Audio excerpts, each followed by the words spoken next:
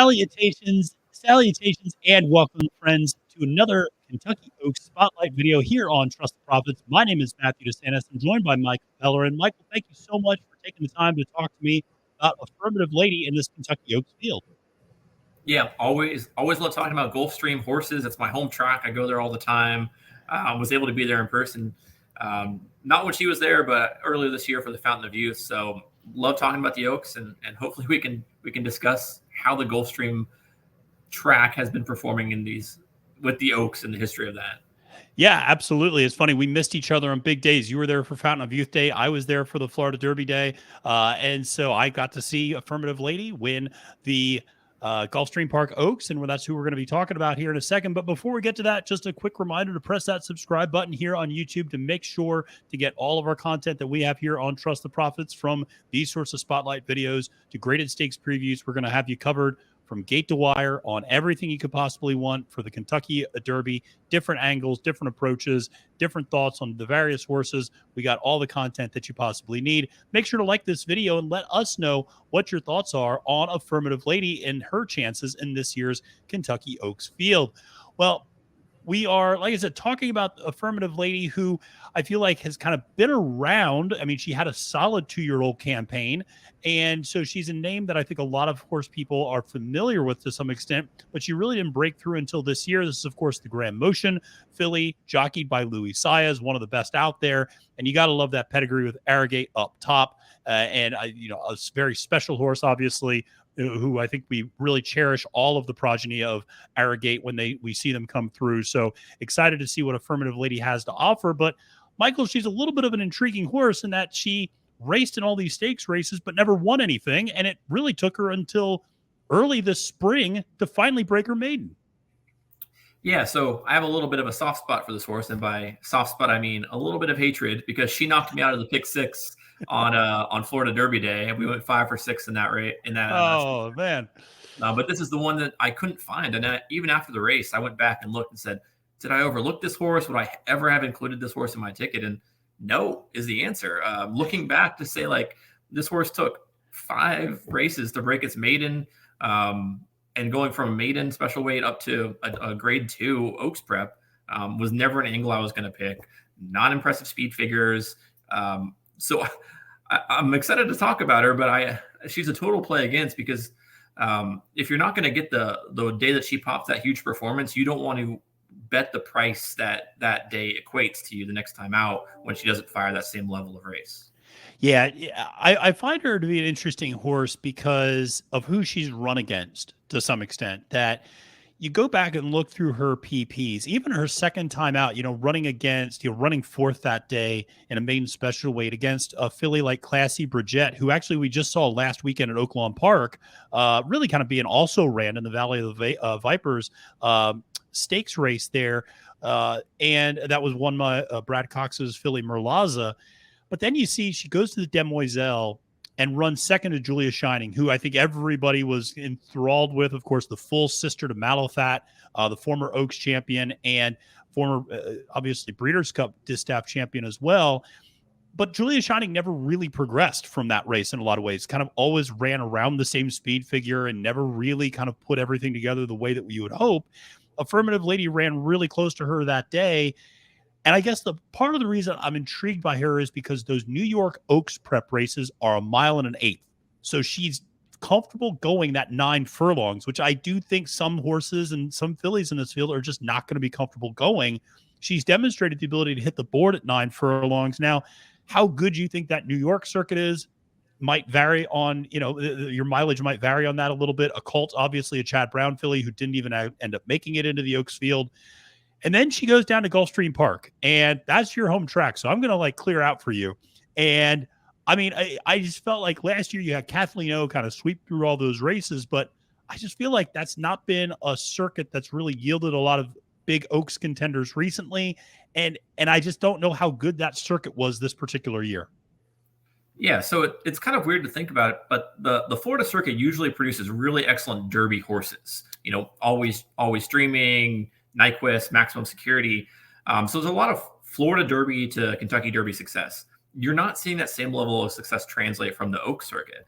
Kathleen O, Crazy Beautiful, all these horses who, they fire a big race on that Florida Derby undercard, and you think, wow, that's going to be a great Oaks horse, and it never happens. And we mentioned before the call, the Gulfstream Park Oaks preps before the Gulfstream Park Oaks, they're all one turn. So they're not getting true experience as two-turn horses. And, I don't think those horses are ready. And the quality field that she was racing down there is not as good as even the quality of horses she was racing in New York. And you even said those horses weren't good to begin with either. So again, who is she really beat? Even in this last race, she got an 81 buyer, and she won it pretty convincingly. So even winning by 2 lengths, 81 buyer, it's not something on the sheets that really jumps off the pages. Yeah, you bring up a great point. And for people who watched that last Gulfstream Park Oaks, I mean, she was sitting mid pack as she normally does. And then kind of, you're right. I mean, just the distance mattered. You made a great point that these previous prep races for the Oaks down at Gulfstream Park are one turn. And quite frankly, it looked like she was running against a bunch of one turn horses because all of a sudden that last half furlong, she just starts blowing by people and she just starts pulling away, and you can start to see everybody else is getting a little tired. Everybody else is going, this is a little longer than we had bargained for. Didn't want to do the 2 turns, etc. So, I think her back class kind of really kicked in there a little bit to say, I can do 9 furlongs. I may not be a world beater, but I can do the distance. And her ability to do the distance really is what paid off. Now, I think that being said, her ability to go 9 furlongs is interesting only in that maybe there's a fast pace with Botanical up front. Maybe she sits in a mid-pack position, and maybe some horses that are up closer to the lead, like a Pretty Mischievous, maybe even like a Wonder Wheel, start to get tired late, and she can kick in a little bit and start to move. She's a filly. Listen, I have a very soft spot for Graham Motion. He's a trainer who a lot of times is up here in my neck of the woods in Northern Virginia and Maryland in the Mid-Atlantic. And he's a guy you see out at the track a lot. He always takes time to say hi to fans. Always really like Graham. He tries to do things the right way in the sport. You like to see people like that rewarded.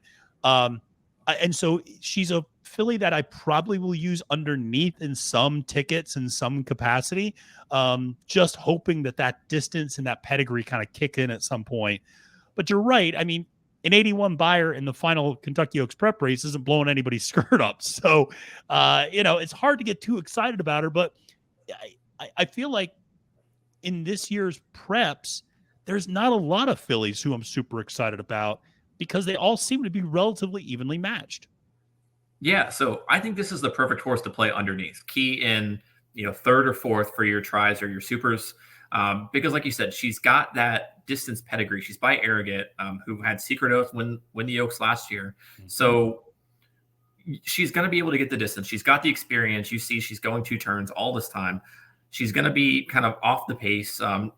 Brisnet lists her as an EP5, so she'll be sitting there second, third, fourth. Botanical's going to fade back. I don't think she's going to go gate to wire. South Lawn, Pretty Mischievous, they'll be there too. You'll see Wet Paint flying from the outside.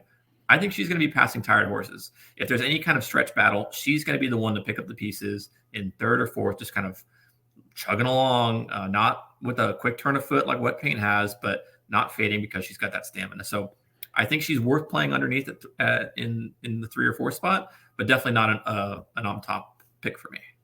Yeah, and she's a filly who, it's funny, I think there's some similarities between, I think there's a lot of similarities actually between this year's Oaks field and this year's Derby field, in that I feel like there's a lot of horses who are going to be better later on at 3, at 4, at 5 years old. And I hope, certainly from a Derby standpoint, that those horses get an opportunity to run at 4 and 5 years old, because we need more horses in the older handicap division. And I feel like the same thing's true with Affirmative Lady. I feel like she could be a very useful and intriguing filly and mare if she keeps running at 4 and 5 years old. I feel like she can probably rack up some stakes victories and things like that, and just be one of those kind of old reliable horses that we see, that we might not have the glitz and glamour of Clairiere and Secret Oath and Nest and all these other great fillies that we've seen in recent years, and Malathaat as well. But I feel like she could be a nice filly later on down the road. And, whether she goes to Gulfstream Park, goes back there, or stays up in New York, or goes to Kentucky. I mean, that's the other interesting thing about her, is that she's run in 3 different circuits, which is a little bit different than what we've seen from horses like Wet Paint or botanical that's only kind of really specialized in one circuit in this time around. Yeah, so you love seeing her versatility. I mean, she's run on good tracks, she's run on fast tracks, Florida, Kentucky, New York. So, like you said, like I think she has a future down the road. But I think that the way that the Oaks is setting up for her is not a race that she's going to be ready to win yet. I think stamina, the pedigree's there. She'll make big moves down the road. Maybe a race like the Alabama at Saratoga later this year might be more fitted to her style. But for now, a play underneath, but not a play on top for me. Sounds good to me. I think we're in agreement on Affirmative Lady. Let us know what you think. Maybe you think we're crazy and you're going to better to win. And if so, you're going to get a price on her, I would imagine. So that's the good news. Make sure to subscribe. Make sure to like this video as well. Thank you for watching. Really appreciate it. My name is Matthew DeSantis. That's Michael Pellerin, wishing you a great day at the races and reminding you that it's now post time.